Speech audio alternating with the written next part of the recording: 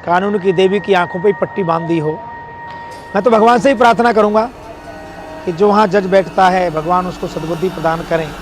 हो सकता है वहाँ डीएम वगैरह से कोरोना पूछ के जा रहा होगा, वहाँ नो एंट्री होगी, धारा 144 जब लग जाती है कि 5 लोगों से ज़्यादा नहीं, ऐसे कोरोना को कह दिया होगा कि तुम जरा इधर से दूर रहो। आप लोग यहाँ आ रहे हैं, उनके साथ आप अविवेकपूर्ण व्यवहार करेंगे, जैसे कोई जम्मू कश्मीर से कोई आतंकवादी आप पकड़ रहे हो। मैं तो चाहूँगा मुख्यमंत्री तक ये बात पहुँचे कि तीर्थ सिंह जी जो कुछ हो रहा है अच्छा नहीं हो रहा।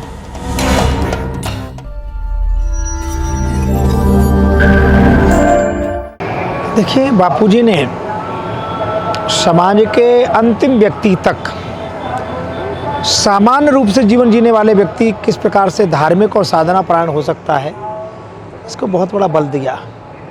आसाराम बापूजी का एक ही अपराध था कि उन्होंने छत्तीसगढ़ में गिरवासी वनवासी क्षेत्र में धर्मांतरण को रोका।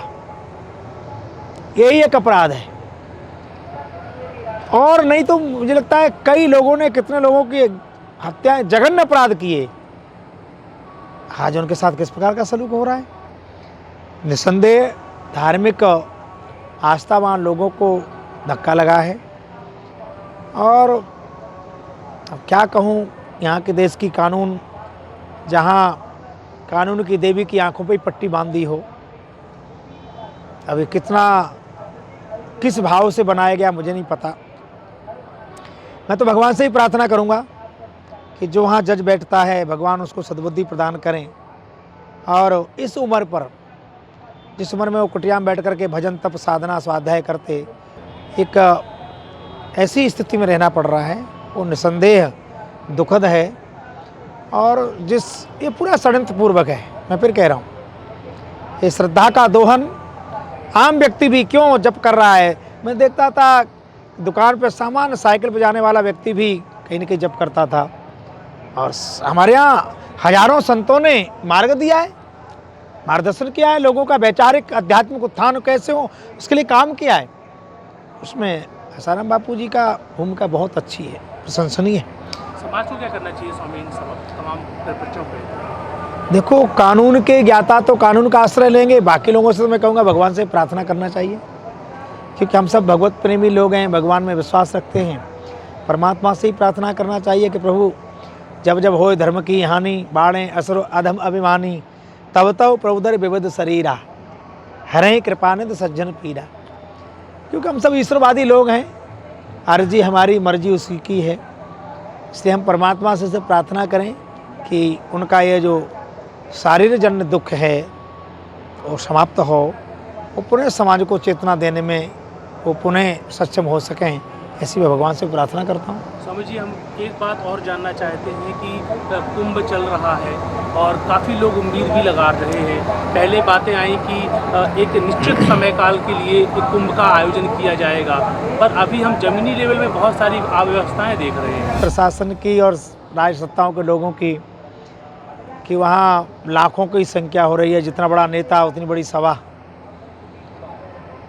तो वहाँ मापदंड कुछ और, वहाँ की भीड़ के लिए कुछ और, यहाँ के लिए कुछ और, ये समझ में नहीं आ रहा है कि कोरोना कहीं पूछ कर जा रहा है क्या, कि हमें कहाँ जाना है कहाँ नहीं जाना। कोरोना प्रशासन की अनुमति से जा रहा है क्या।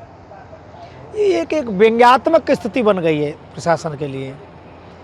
यात्राएं हो रही हैं, सभाएं हो रही हैं, हो सकता है वहाँ डीएम वगैरह से कोरोना पूछ के जा रहा होगा, वहाँ नो एंट्री होगी, धारा 144 जब लग जाती है कि 5 लोगों से ज़्यादा नहीं, ऐसे कोरोना को कह दिया होगा कि तुम जरा इधर से दूर रहो।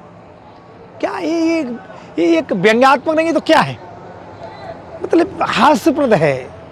भाई निर्णय सोच समझ के करो, परंतु आप लोग यहाँ आ रहे हैं, उनके साथ आप अविवेकपूर्ण व्यवहार करेंगे, जैसे कोई जम्मू कश्मीर से कोई आतंकवादी आप पकड़ रहे हो।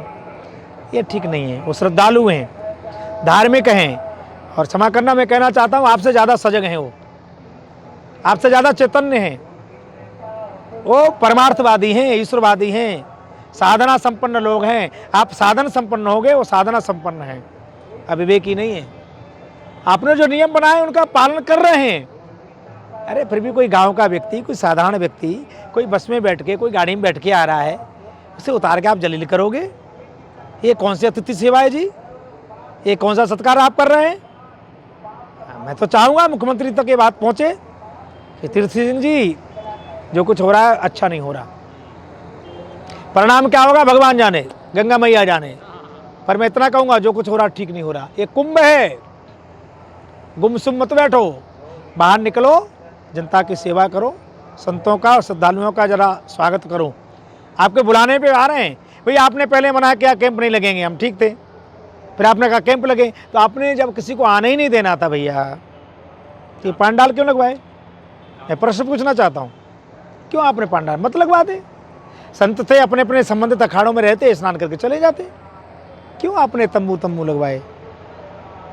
क्योंकि यहाँ साधु 1 किलो आटा भी किसी से ले आता है तो समाज की सेवा के लिए लेके आता है। हम अनुच्छेद चला रहे हैं किसके लिए? बांसबल्ली के लिए। तो इसलिए मैं आग्रहपूर्वक, कोई आक्रोश नहीं है, परंतु पीड़ा है। स्वामी जी, आपने अपना कीमती समय दिया। धन्यवाद।